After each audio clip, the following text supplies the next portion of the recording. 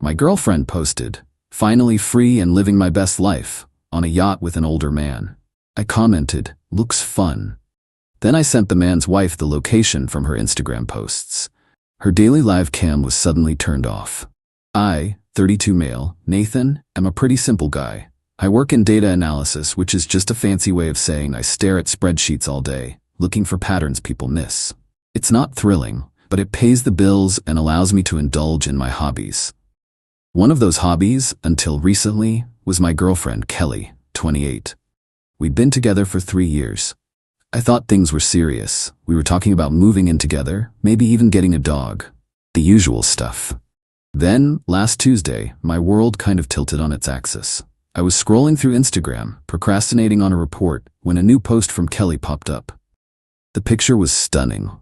A wide-angle shot of her on the deck of a very expensive-looking yacht, champagne flute in hand, laughing at something off camera. The sun was setting over a sparkling blue sea. The caption read, "Finally free and living my best life. Yacht life, blessed, new beginnings."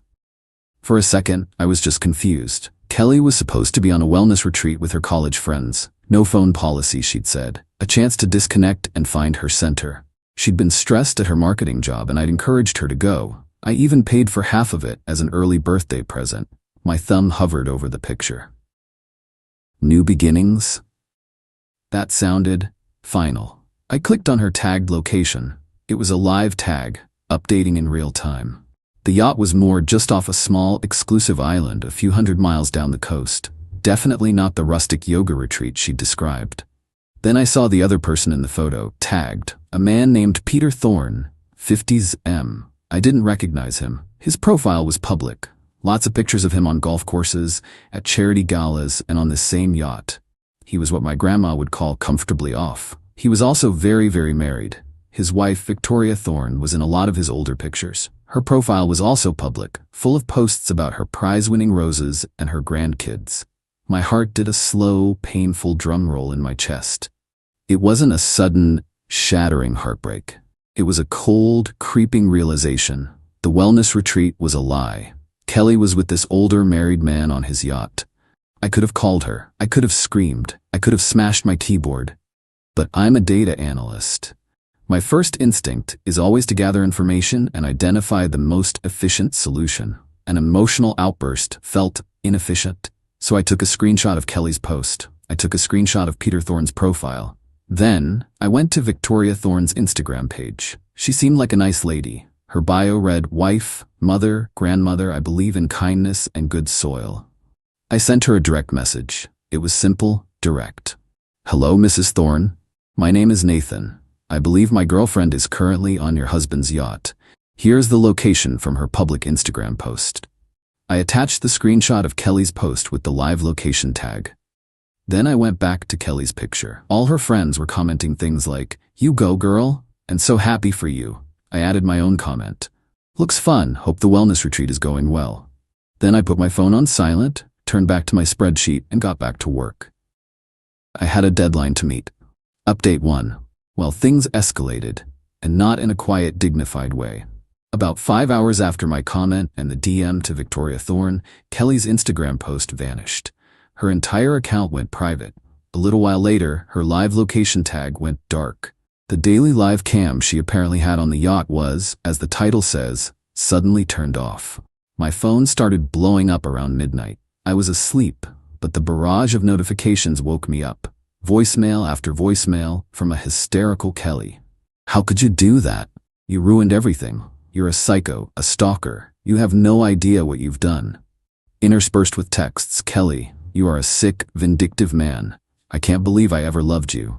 Peter is furious. His wife is threatening to leave him. This is all your fault.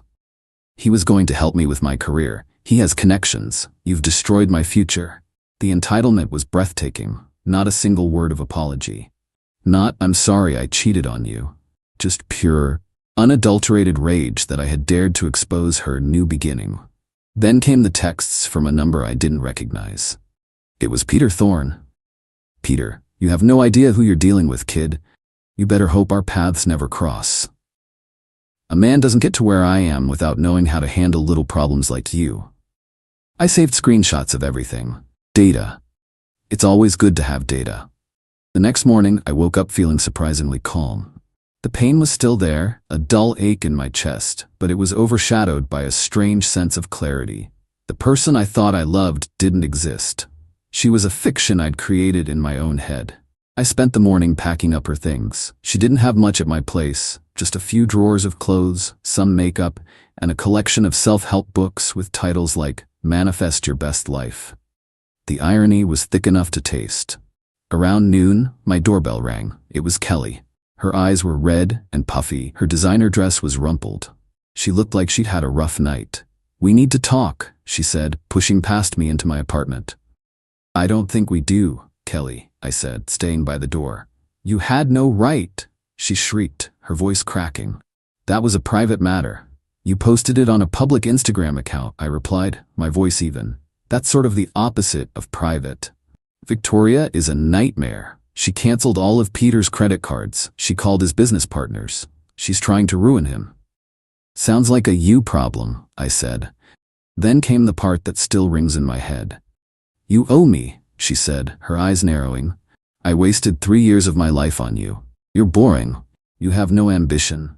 I was settling, and you have the audacity to sabotage my chance at a better life?"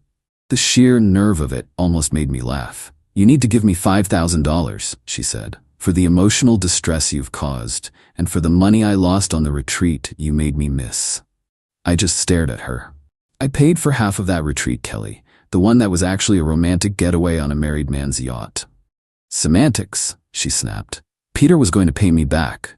Now he can't, because his witch of a wife has him on a financial leash, so you owe me." This was the new low. Not just the cheating, not just the lies, but the demand for payment for my own betrayal. I walked over to the boxes I had packed. "Here's your stuff," I said. "I think it's time for you to leave." She looked at the boxes, then back at me, her face a mask of disbelief. "You're not going to give me the money?" "No," I said. "I'm not." "You'll regret this," she hissed. "I'll tell everyone what you did. I'll make sure all our friends know what a possessive, controlling monster you are." "Okay," I said.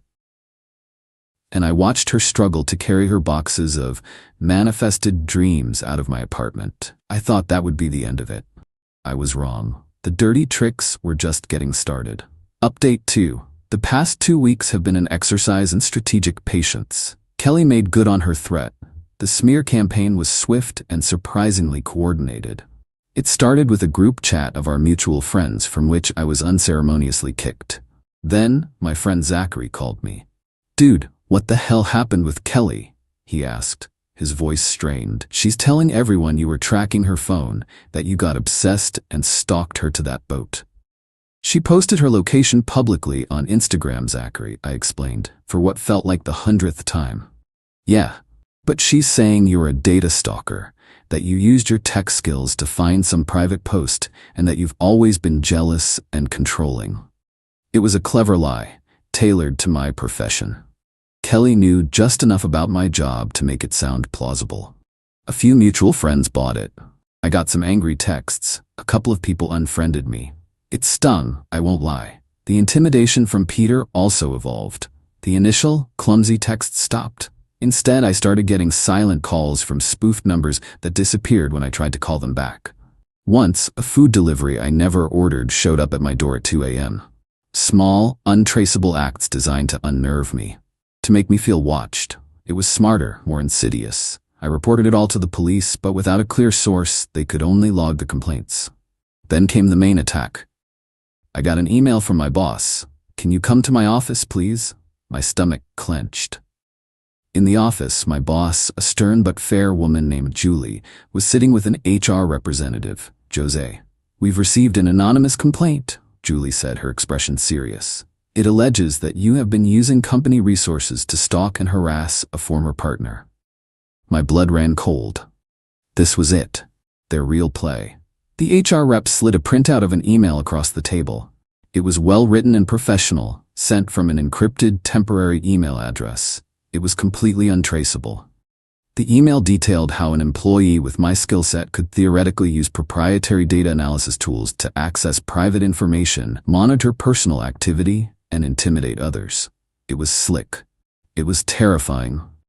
The complaint also alleges a pattern of possessive behavior and suggests a psychological evaluation might be in order, Jose added, looking at me over his glasses. They were trying to paint me as unstable, to get me fired and discredit me completely. That is a very serious and a very false accusation, I said, my voice steady despite the adrenaline coursing through me. We have to investigate it as if it's true, Julie said, her tone leaving no room for argument. We'll need to conduct a full forensic audit of your work computer, network access, and all digital activity. You'll be on paid leave, effective immediately. This was their checkmate. They knew I was meticulous, but they were betting that a corporate forensic audit would find something. Nobody is 100% perfect. I spent the next 3 days in a state of controlled panic. I replayed every single day at that office in my head. Had I ever used the company Wi-Fi on my personal phone to check Facebook? Had I ever printed a non-work document? I remembered printing a boarding pass for a work trip last year, but on the same batch was a concert ticket for myself. It was a minor, silly thing, but my stomach twisted at the thought of it being twisted into something sinister. It was a crack in my otherwise perfect armor.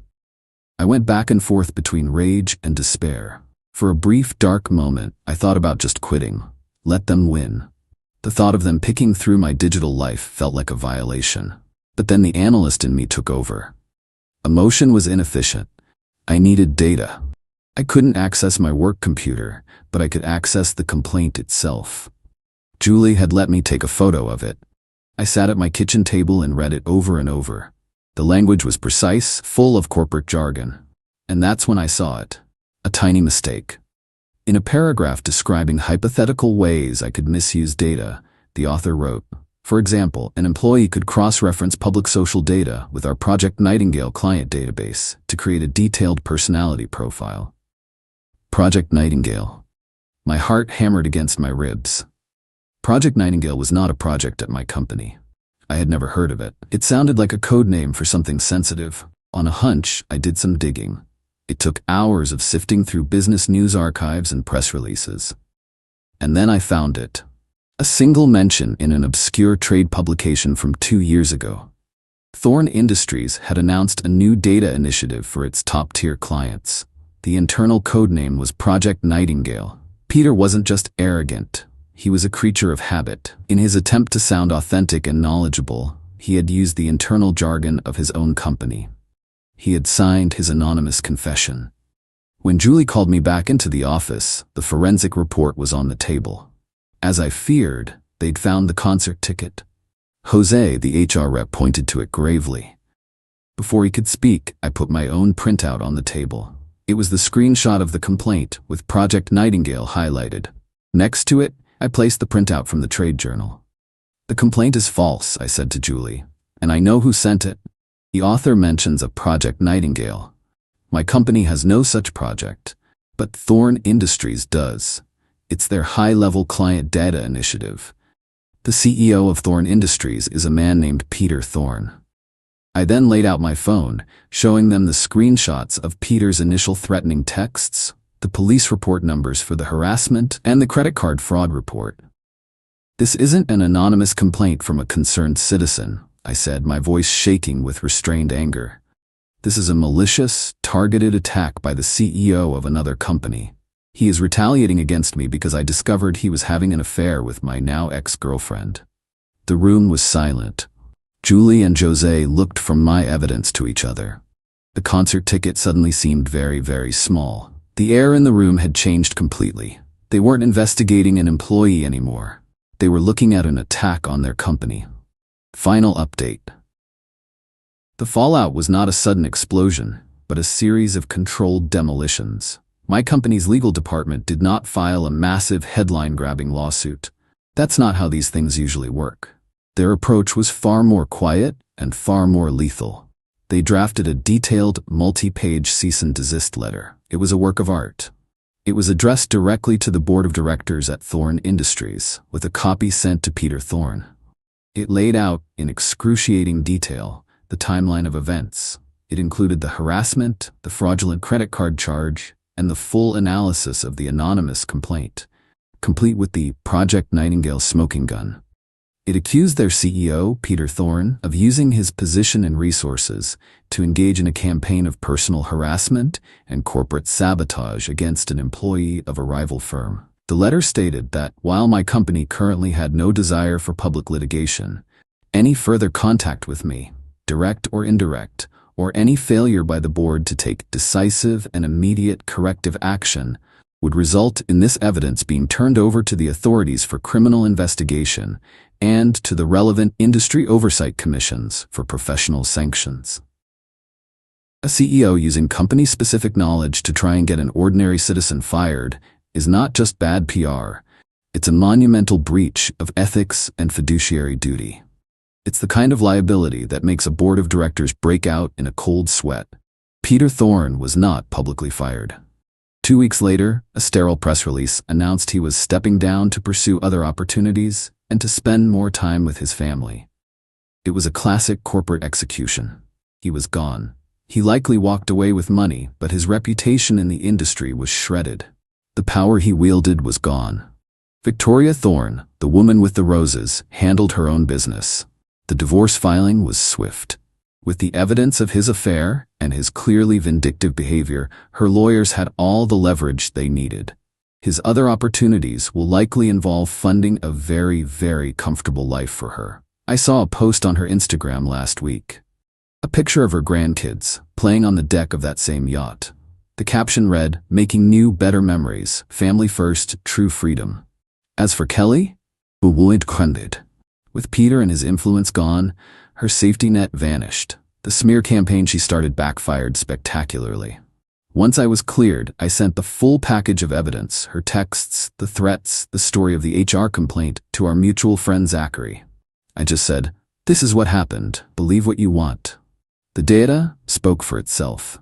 The story of her entitlement and her part in a vicious, retaliatory campaign spread through our social circle like wildfire. Her marketing firm, a small agency where reputation is everything, let her go for breach of a morality clause in her contract. The last I heard, she was living with her parents, her grand new beginning, having evaporated into nothing. She tried to rebrand as some kind of lifestyle influencer, but her posts about overcoming adversity felt hollow and desperate. My company gave me a formal letter of commendation for my analytical acuity and integrity under pressure. Julie even joked that I had a future in forensics. I told her I was happy with my spreadsheets. The concert ticket was never mentioned again. I'm still in my same apartment, at my same job. But something has shifted in me. I learned that my quiet, methodical nature isn't a weakness. It's my strength. In a world of loud, emotional outbursts, the person who stays calm, gathers the data, and finds the single critical flaw in the narrative is the one who holds the real power. Last night, I was on a dating app. I saw Kelly's profile. Same picture on the yacht. A monument to her own downfall. I swiped left, and for the first time in a month, I felt the air in my lungs feel truly light. I didn't feel joy or victory or even satisfaction. I just felt quiet. And I realized that's what I wanted all along. The drama was over. The data had been analyzed. The case was closed.